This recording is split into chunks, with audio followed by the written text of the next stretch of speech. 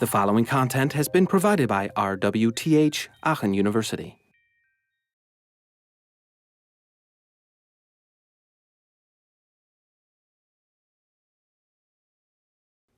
We're going to divide this into a tree with two main branches.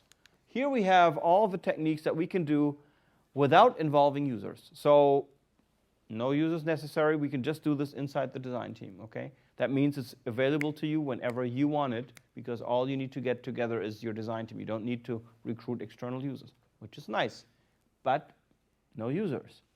The other part is evaluating with users. That's going to be on the other side of this branch. For evaluating without users, we'll look at literature review, cognitive walkthrough, heuristic evaluation, and model-based evaluation, 4 techniques that we'll cover. Evaluating with users, we will look at 2 kinds: qualitative techniques like model extraction, silent observation, think aloud, constructive interaction, and retrospective testing. And we'll look at quantitative methods, which is basically controlled experiments.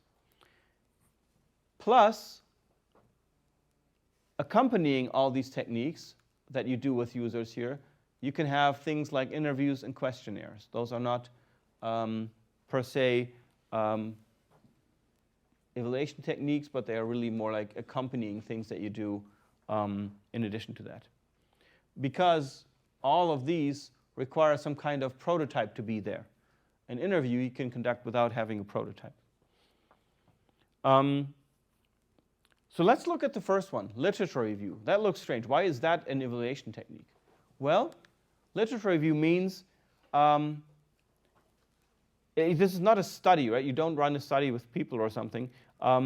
You basically will find that a lot of questions about research, about user interface research have already been answered in the literature.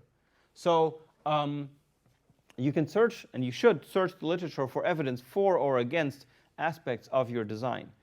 That saves you your own experiments, which are costly, time-intensive, need a lot of effort to be done right and have actual value for you. The only thing to be careful about is that your results, the results you find in the literature, really carry over to your own situation. Let me give you an example. I was talking about pie menus versus circular menus versus linear menus earlier.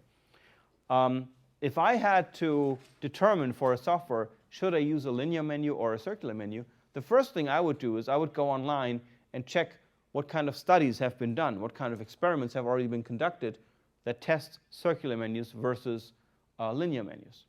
Because there's going to be a couple papers out there that did that. And then I'm going to read through this and see what they tell me. Maybe they tell me, well, circular menus are great under the following conditions. No more than, I don't know, 5 different options in a menu, or use at various locations on the screen and not just up in the menu bar. Something is going to be there under which conditions these things work well or work better. So then I might have my answer and don't need to run a study. I know that the circular menu, because it fits my application area, will work better than the linear one, so I can just use it. I don't need to run any user study for that. Saves time, saves effort, saves people. The only problem is that you need to check that the results of this other study that you look at, the paper, are really applicable to your domain. What does that mean? Well, let's see, I find this wonderful paper. So my tool that I design is maybe for that, to stick with the example with the wonderful oven that I'm designing, it will have a touchscreen interface on the wall or something. And I'm wondering, should this be linear menus or circular menus? I kind of like the circular ones. Isn't that cool? Looks kind of nifty. Maybe that's better. So I find a study that says, oh, circular menus are better than linear menus. Now I need to check, what kind of people did they test with? If they tested only with computer science students or psychology students aged 20 to 25, and my system is for a home for the elderly, aged 65 plus, we have a mismatch. If they tested it only with mouse and keyboard operation, and I'm using it on a touch screen, we have a mismatch, right? So you got to be careful that the technical environment, the demographics of your user base that was tested, all those things are actually applicable to your situation. If that's the case, then finding a relevant piece of literature can save you a lot of time setting up your own study. Or as somebody once put it a little humorously, he said, spending a few weeks in the lab can save you a whole afternoon in the library. All right, so that's literature review.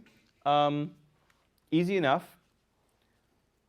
And you'd go to things like, the Chi, WIST proceedings or transactions on computer-human interaction, some of the HCI literature resources that I think we've already talked about that will give you some hints there. The second experimental, or the second evaluation technique, E2, is the cognitive walkthrough. The goal here is to judge how easy something is to use and to judge how easy something is to learn how to use, but not with users. You don't have users around. In fact, for cognitive walkthrough, you don't even need a fully working prototype.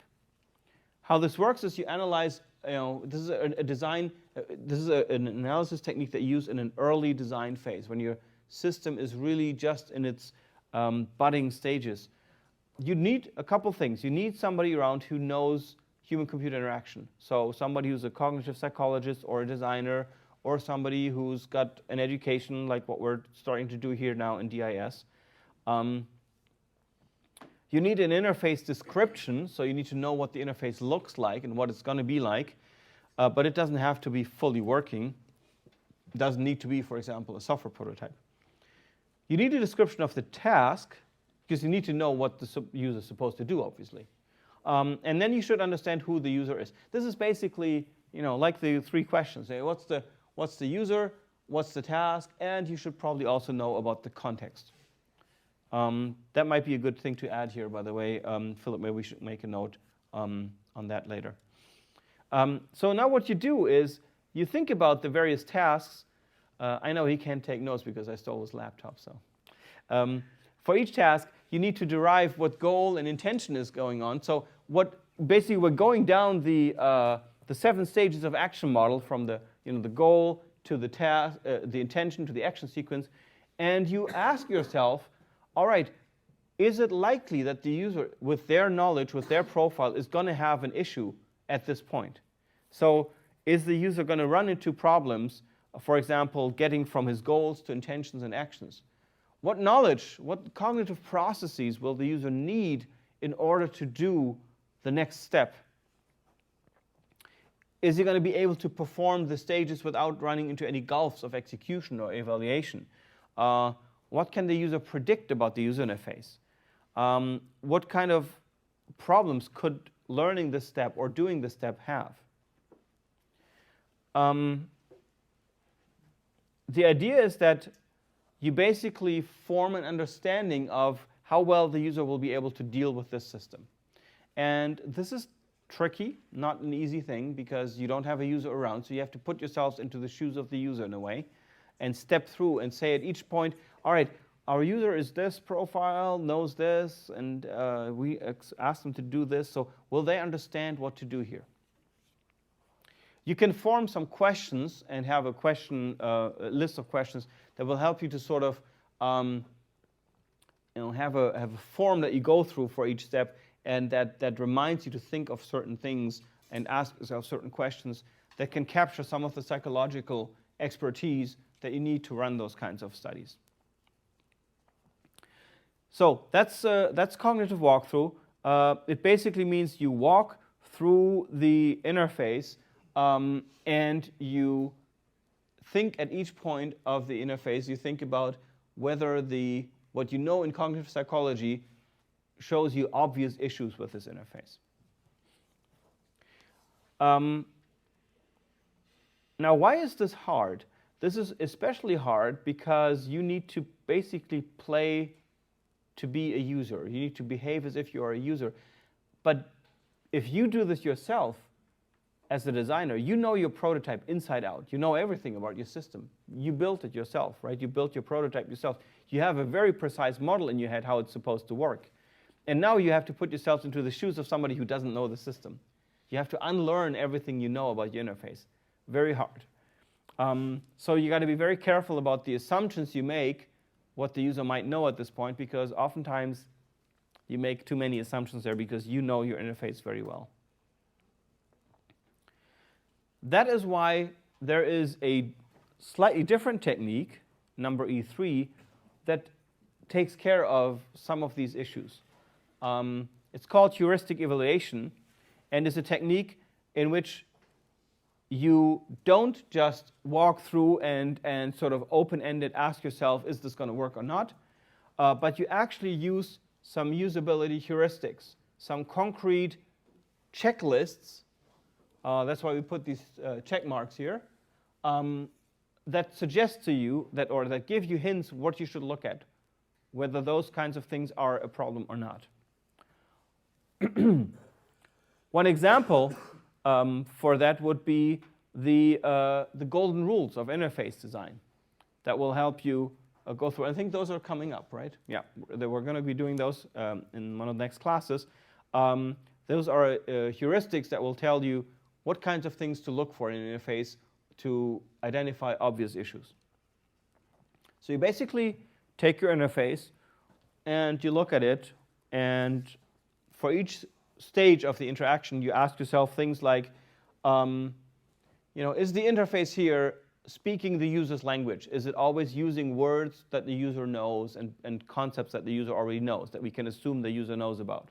And if it says, for example, here on this thing, radio, TV, and DVD, yeah, those are things that make sense. If it said on here, program, I could already say, does that mean TV program, or does that mean program the remote, or program the TV? I don't know. So this could be possibly confusing. Right? So you can, some of these things you can think through for yourself and identify, according to those checklists, those rules, whether you're following those various things. You could ask for each of them Gestalt laws. Am I doing the right thing in terms of the laws of proximity, closure, etc.? So having those heuristics around will help you to sort of structure your evaluation of the interface without a user around and understand it and find some issues. Problem of that is, it's quick and cheap, but the problem is it's very subjective. You've got, for example, let's say you've got an interface that requires users to type in, cryptic command codes on a keyboard. And then, two interface designers are evaluating it. One of them is also a Linux geek, and he's like, oh, this is awesome. This is just like my console in Linux. And the other person is like, yeah, I don't know what the user is supposed to be doing here. This is very confusing. So obviously, it's very subjective of how easy or difficult you find an interface. That's why it makes sense to have several testers, several people in your design team together or individually look at the interface and come to their own conclusions, and then put your heads together and find a balanced result.